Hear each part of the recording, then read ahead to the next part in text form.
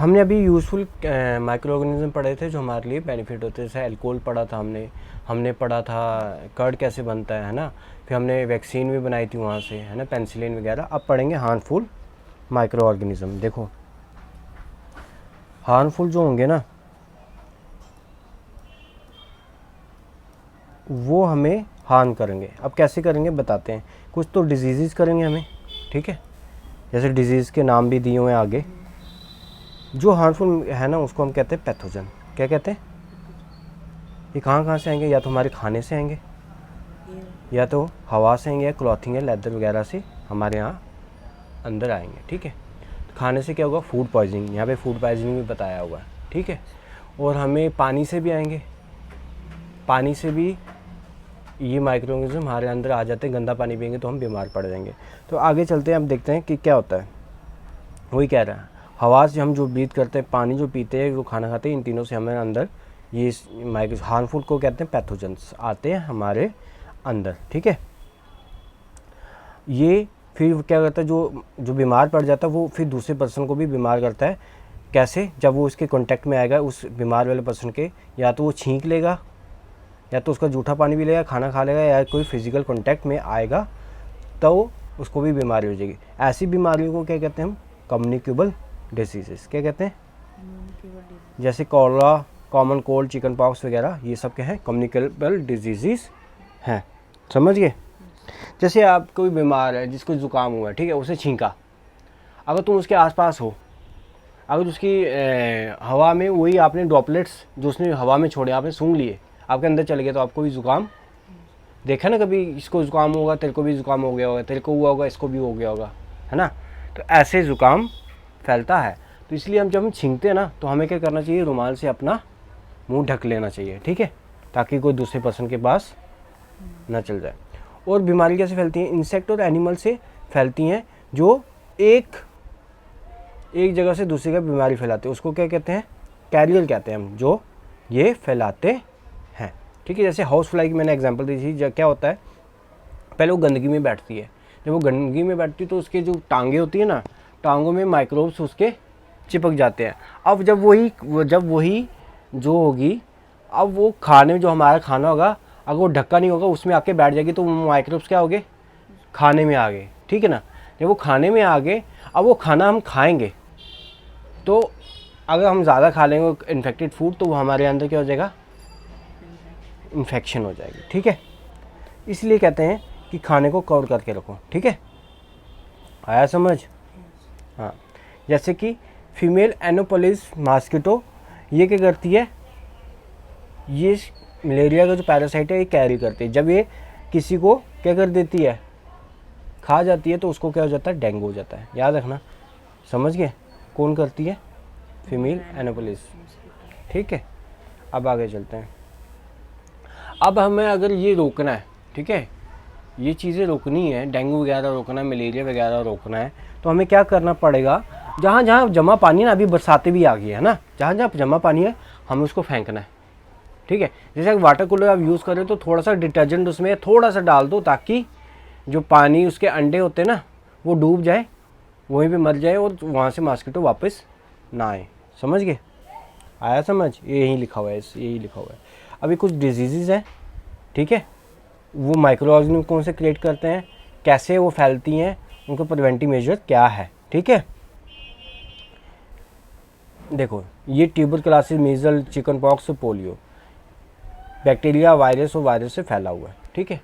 उसके बाद ये क्या कहता है, जिसको ये चीज़ें हुई हैं उसको क्या करो, उस पेशेंट को एकांत में रखो, ठीक है, और उसके जो भी कपड़े हैं वो दूसरे से दूर में रखो, और वैक्सीनेशन उसको, हाँ, जैसे हमें पोलियो वगैरह होता है तो हमें वैक्सीनेशन बचपन में लग जाते हैं, तभी हमें पोलियो नहीं होता है, ठीक है। आया समझ? अब जो कॉलरा, टाइफाइड है, ये किससे होता है? बैक्टीरिया से। ये खाने से ही होता है, पानी और खाने से। तो इसलिए हमें सफाई रखनी चाहिए, ठीक है। जो अच्छे से पका खाना हो वही खाना चाहिए, ढका हुआ खाना हो वही खाना चाहिए। समझ गए? उसके बाद कौन सा है? हेपेटाइटिस आ गया, ठीक है। तो ये पानी से होता है, गंदे पानी से होता है, जिसमें बैक्टीरिया वगैरह होते हैं, तो इसलिए हमें बॉइल्ड वाटर पीना चाहिए, ठीक है। मलेरिया, ये मॉस्किटो होता है, एनोफिलिस मॉस्किटो अभी बताया मैंने, तो पानी जमा नहीं होने देना उसके लिए, ठीक है। अब देखो, अब एनिमल में देखेंगे कि क्या क्या क्या होते हैं, क्या डिजीज़ काजिंग और माइक्रो ऑर्गेनिज्म होते हैं। कहीं में हमें जो ह्यूमन में डिजीज़ कर रहा है वो एनिमल में हमें फाइंड करने को दिख जाता है, ठीक है। जैसे कि एंथ्रैक्स है, ये डेंजरस ह्यूमन कैटल डिजीज़ है जो एक बैक्टीरिया से होता है। फूट एंड माउथ डिजीज़ ये भी किससे होता है, वायरस से होता है, समझ गए। अब देखो प्लांट के देखेंगे माइक्रो ऑर्गेनिज्म जो उसको डिजीज़ करते हैं। कौन से, जैसे राइस पोटैटोज वगैरह में जो डिजीज़ लगते हैं हम वो पढ़ेंगे। देखो ये डिजीज़ का नाम है सिट्रस क्रैंकर, ये बैक्टीरिया से होता है। मोड ऑफ क्या होता है इसका ट्रांसमिशन, हवा, ठीक है। उसका रस्ट ऑफ वीट, वीट में जो रस्ट लग जाती है किससे होता है, फंगी से होता है। कहाँ से फैलता है, हवा से, ठीक है। येलो विन मोसिक ऑफ भिंडी, ये किससे होता है, वायरस से होता है। और किससे फैलता है, ये आपको प्लांट के नाम दिए हैं और देखा है कि कहाँ से ये चीज़ें फैलती हैं। अब देखो मैंने फूड पॉइजनिंग पहले ही बताया था, जैसे आप गंदा खाना खाओगे तो क्या होता है कि आप ज़्यादा खा लोगे तो वो अंदर आ जाके आपके क्या हो जाता है, फूड पॉइजन कर देता है।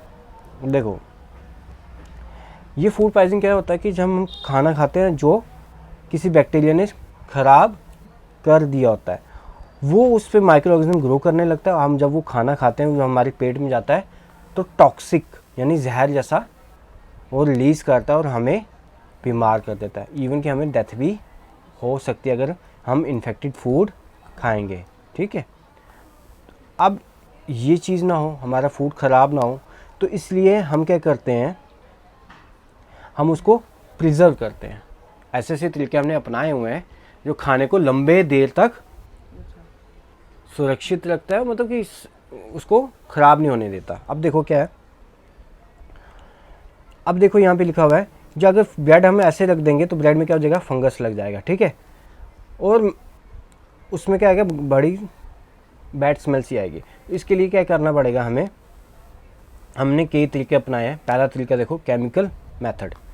केमिकल मेथड क्या है, या तो हम नमक डाल देंगे या एसिड डाल देंगे, क्या करने के लिए, अपने खाने को बचाने के लिए, जैसे कि पिकल में डालते हैं, ठीक है। इससे क्या होता है, ये माइक्रोब के अटैक को प्रिवेंट करता है और उसको बचाए रखता है।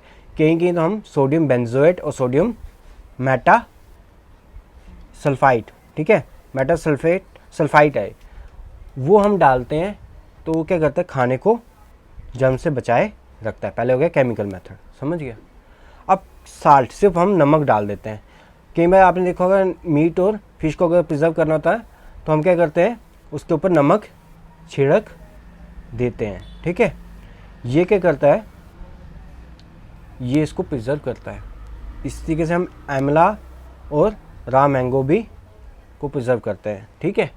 आपने अचार डालते हुए देखा होगा, अचार में क्या करते हैं, तेल का यूज़ करते हैं, है ना, फिर नमक काफ़ी ज़्यादा डालते हैं, होता है कि नहीं, और भी चीज़ें डालते हैं ताकि अचार ख़राब ना हो। कई जगह हम शुगर का भी यूज़ करते हैं, जैसे जेली जैम्स खाए ना आपने, महीने महीने बाद खाते हो ना कभी दुकान से जाके, वो ख़राब नहीं ना होती। क्यों नहीं होती, क्योंकि शुगर में क्या होता है कि वो माइक्रो ऑर्गेनिज्म को बड़ा नहीं होने देता, ठीक है। शुगर क्या करता है, माइक्रो ऑर्गेनिज्म के ग्रोथ को रोकता है। अब तीसरा मेथड है ऑयल और विनेगर। वही मैंने आपको बताया, जो हम अचार डालते हैं उसमें तेल डालते नहीं, तेल क्या करता है, बैक्टीरिया को ऐसा इन्वायरमेंट ही नहीं देता ताकि वो ग्रो हो सके। हम क्या करते हैं, कई बार हम गर्म करते हैं और ठंडा भी करते हैं। जैसे आपका दूध है, हम दूध को क्या करते हैं, गर्म करते हैं, गर्म करके फिर हम जब उसको ठंडा हो जाता है फिर उसके बाद हम फ्रिज में रख देते हैं, है ना। तो इस तरीके से हम ऐसे करते हैं। गर्म करने से क्या होगा, माइक्रो ऑर्गेनिज्म क्या हो जाए, किल हो जाएंगे, और ठंडे होने से क्या होगा, उसमें माइक्रो ऑर्गेनिज्म ग्रो नहीं होंगे।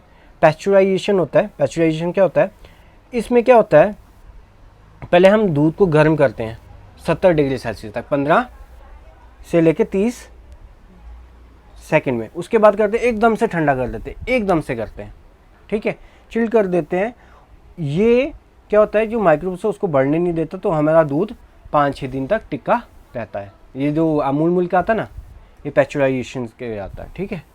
अब स्टोरेज पैकेजिंग, जैसे आपने चिप्स देखे हैं, चिप्स में क्या होता है, हवा भरी होती है, वो मैक्सिमम शायद नाइट्रोजन होती है ना, तो वो क्या करता है कि वो माइक्रोब्स के बाहर वाले माइक्रोब्स को अंदर नहीं आने देता और हमारा खाना काफ़ी देर तक बचा रहता है। अब इसे नाइट्रोजन फिक्सेशन कह रहे हैं। नाइट्रोजन फिक्सेशन मैंने पहले बताया था कि नाइट्रोजन जो हवा में होती है वो प्लांट डायरेक्टली नहीं लेता, ठीक है।